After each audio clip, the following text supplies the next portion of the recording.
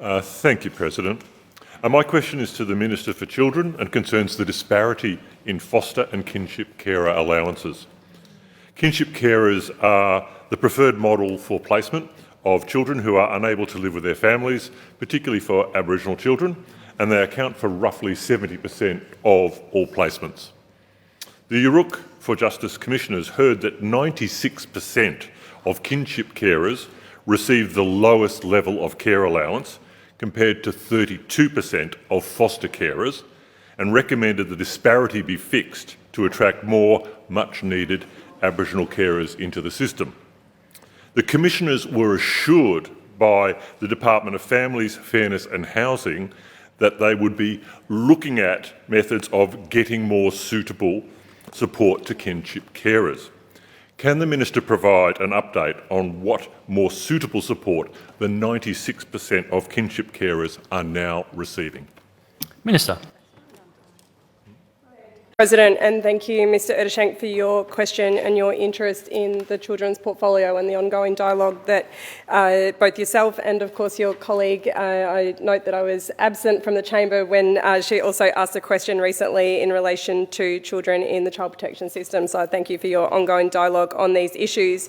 Can I also begin by thanking the kinship carers, the foster carers and, of course, permanent carers for the work that they do in our care services system.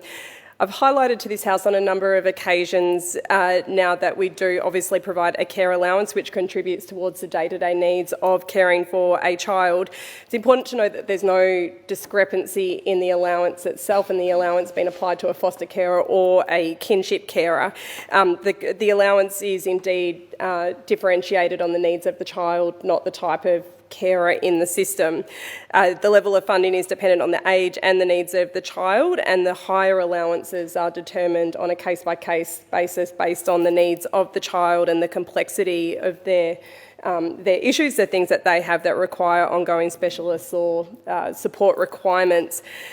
We also have other allowances available. We have a new placement allowance for level 1 allowance placements for the first 6 months of the child in care. We have the education assistance payment per year until a child is 18, which assists with meeting the educational needs of individual children. And we also have client expenses funding, which is available to help cover the costs of other extraordinary expenses that carers, whatever type of carer they are in the system, may need. And of course, we have the Care Support Help Desk, which has been a really important initiative in making sure that carers can actually access the support that they need, that if they feel they're not getting the right support, that they can contact the Care Support Help Desk and also get the assistance that they need to make sure that they are getting the right support. That in particular has gone to issues like getting key documents such as birth certificates, Medicare cards, those sorts of things where families and carers have had trouble getting those carers. In regards to the specific issue you raise around the evidence that was given at Yurruk, and I take this opportunity to thank the Yurruk Justice Commission for the work that they have done and for their report into child protection matters.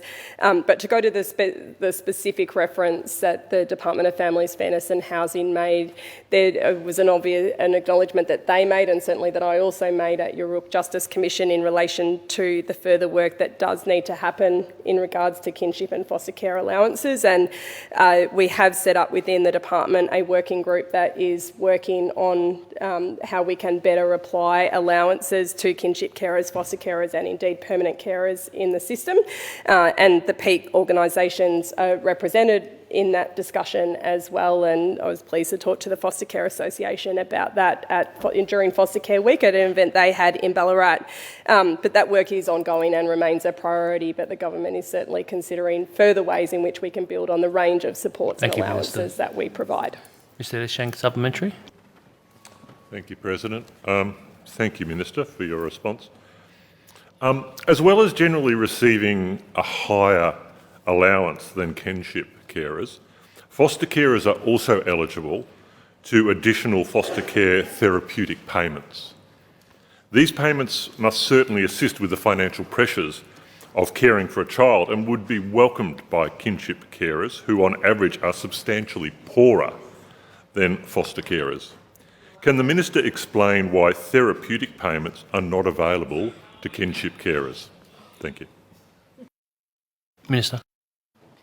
Thank you, President. And again, thank you, Mr Ettershank, for your supplementary question. Just to reiterate, foster carers and kinship carers aren't differentiated in relation to the payments and support services that they are provided with for the needs of the children in their care. It's based on the needs of the child and the complexity of the child that is in their care. I'm not sure if you're not referring to a specific program that we do have with TFCO program.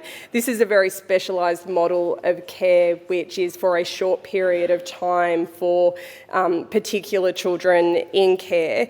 It's a model of care that's designed to ensure or prepare that child to prevent them hopefully from entering residential care, but also to provide them with really intensive specialised supports to enable them to return to either a kinship care what's commonly understood as a foster care model, or hopefully with their own family, immediate family. So to be clear, foster carers, as they're commonly understood, kinship carers are eligible for the same payments.